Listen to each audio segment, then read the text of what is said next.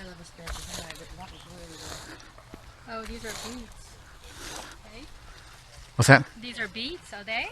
No, no, they're green. Oh, they're green. I mean, they're red, but they're a salad.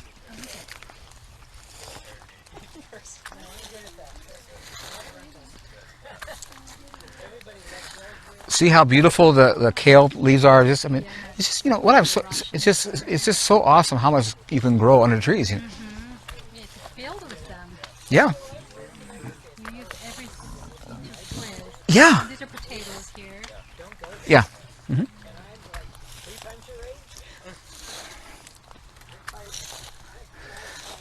You know, and just all these colors to me is just, you know, so beautiful to.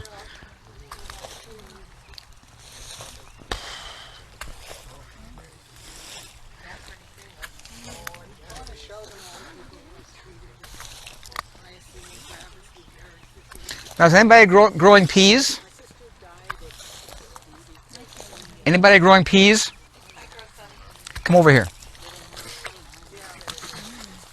Oh, wow.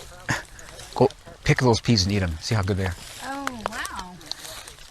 They don't need a trellis? Well, the tree, you see the trees, they're growing in the tree. The tree's supporting it. The tree's a trellis. Okay. That works. Yeah. They won't hurt the tree? Well, look. Oh my gosh. Is that a snap pea? The sugar snap pea. So I love good. the snap. Yeah, eat it. These are really good. There's a small one. I found a big one.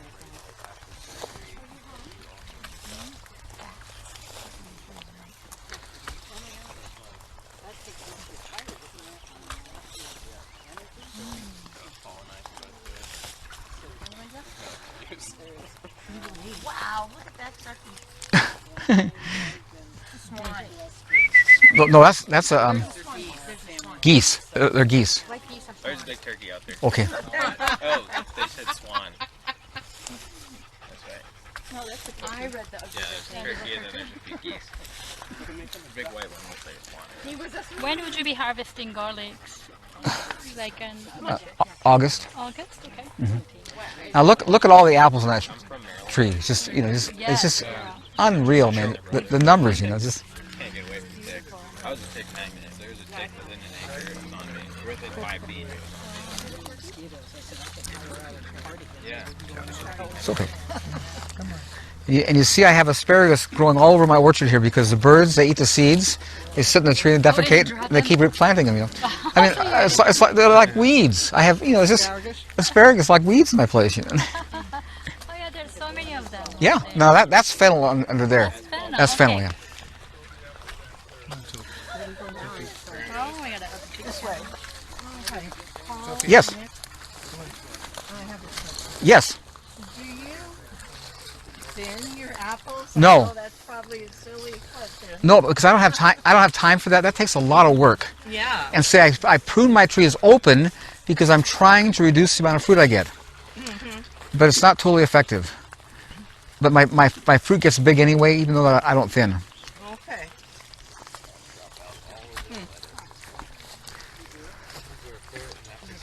Now, Terry, come here. I want to show my pear. Just like the apple. See, my pear trees look like apples. I won't let them go up. See his pear tree? Looks just like my apples. Because I'm not going to put up with them going up. See, it's that whole thing of dominion. There's a lot of pears. Oh, I know. It's awesome. That's nothing compared to the one over there. The one over there has way more. So we have some old fruit trees. Would you just cut the middle out? What I would do with old fruit trees, Yeah. if they're a good variety and they're really good, work with them. If they're not, cut them down and plant, because there's so many good varieties out there now. Okay. And a young tree planted in good soil is producing like right away. Okay. Okay. Now, Nick, could you show them? You see those little shoots developing on top of my pear tree here? Watch what Nick does. Picks them off. Yeah, you see, don't let that happen. And you see, why do you want stuff growing in a place you don't want it? And they'll take all the energy out. So when they just start, you just keep rubbing them off. Looks like it. Nice. See, it's just called maintenance. just keeping up with everything. My dog would be in heaven if our trees My grew dogs, like this. my dogs love my pears. Oh, they go crazy. They love pears. Yep. And you know what's interesting? They know which ones taste the best. Yep. When my Bartlett pears come off this and they're ripe, they'll go over to my clap's favorite and pick the green ones because they're a better pear. I mean, it's phenomenal. You guys, these are ripe and they're good. No, we like these better. It's incredible how they so get it. Yep. Now you see here, this tree's been grafted. You see that foliage and the color of pears is different on that branch than here. Oh yeah, those are darker. See, grafting is really a cool thing to do in your orchard. I'll tell you the main benefit it does, it really stimulates cross-pollination. Instead of having a bee come in, by having it in the tree when the wind blows, it gets cross-pollinated. So it really is effective for pollination. It's really awesome. So I do a lot of grafting. See, my orchard's pretty full now. I can't plant young trees, but I can always add new trees by grafting. And so I'm always putting in new stuff by grafting into it. Okay. And you know the creator grafts? He grafted us, the wild olive branch, into the natural olive branches. I love doing all the things God does because it's just the best thing to do. Aren't these nice potatoes? Uh-huh. My potatoes I put in straw. They're like crazy and they've gotten too tall for me, but I found that the slugs are in the straw. They shouldn't bother the potatoes. The potatoes are below they're in the ground. They should be okay. They're in the ground? Yeah, they should be okay. So you have to dig them up. Yeah, I don't dig them up. See, here's what's so cool about wood chips. And let me share with you again the stupidity of what we're taught. They tell you when you plant potatoes, you cut them in small pieces and plant pieces of potatoes. If you want to ensure a small crop, that's what you do. That'll guarantee a small crop because at each eye it sends out a shoot. So the smaller pieces, the less eyes, less shoots, and as the potato initially grows, it feeds on the potato. That's its food. So by having a small piece, you limit its food. You know how I plant potatoes? I plant and harvest the same day. The same day. I come in here on my knees, I pull up my plants, I don't use no tool, no fork. I move the wood chips away, I take out totally clean potatoes, they're not dirty, and I get my biggest potato and put back in the hole the same moment. And I plant and harvest the same day and I'm done. Are you getting how easy this is? All the work we do, all this, coming back in the spring and tilling soil to plant potatoes is so dumb. You got a hole dug. Use it. Put the potato back. And always put your biggest back because you're investing in your future. The little ones taste the same as the big ones. By planting the big ones, you get a bigger crop, more production. Okay, that's in the fall. In the fall, yeah. And here's again, these challenges are so blowing my mind. You see, it used to be that in October, September, my potatoes would start turning yellow and be finished. You know what's happening here? These things are blooming in October. They're acting like we're not done. And I'm saying, I'm over it. You're coming out because I'm not going to wait. They're not going to stop. It's blowing me away. Stuff doesn't stop because it's so nutrient dense. So you harvest while it's still blooming? I'm harvesting while it's blooming because I don't want to be in the wet. How many pounds of potatoes would something like this be? Oh, incredible. And then I got over there, that whole area covered with potatoes. I get so many potatoes. But I'll tell you something about potatoes. I believe potatoes is probably the best survival food on the planet. It'll feed you the whole year without refrigeration. Potatoes are amazing food. And they tell you they're not good for you because of how they're grown today is so pathetic. But when you're growing good potatoes, they're really nutrient dense. I'll tell you something. We grew up in Los Angeles in the 50s where my parents knew people who had come from the Holocaust, who had the tattoos still in their arms. And their story was, we survived on potato peels. The German cooks would peel potatoes for the officers and throw it in the garbage, and that's what they ate, and they survived. Those stupid Germans didn't realize that's the most nutritious part of the potato. You're peeling off, dummy. You should be eating that. But they, aesthetically, it had to make it look good, But again, it's just... Goodness, they didn't. Yeah, because those people survived on it. But I'm just saying, potatoes is amazing. This one here is a German butterball. It's like a huge, and the yellow flesh is just awesome. It just makes the most amazing baked potatoes. Yeah. What about rotating crops?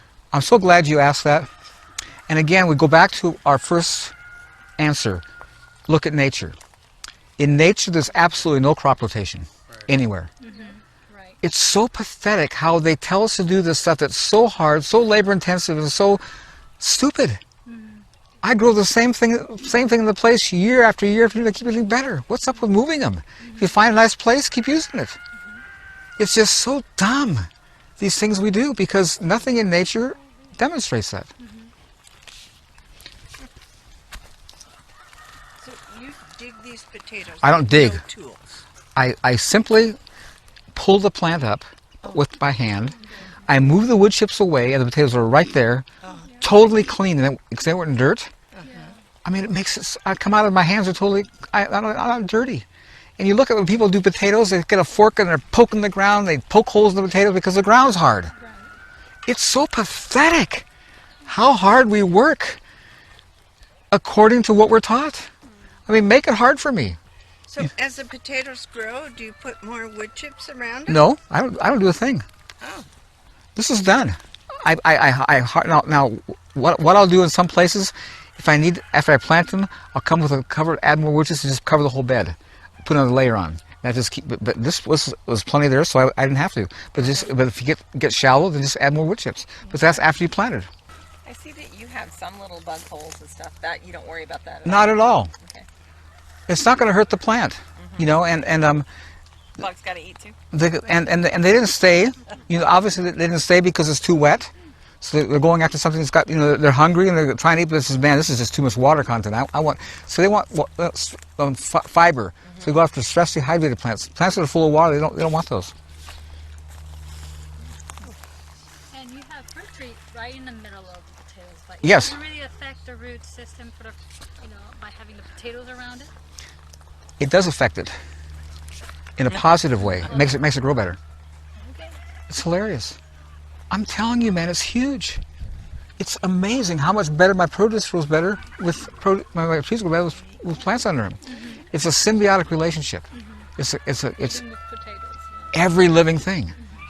Well, again, if you have eyes and you're evaluating color, I mean, nothing looks depleted. Right.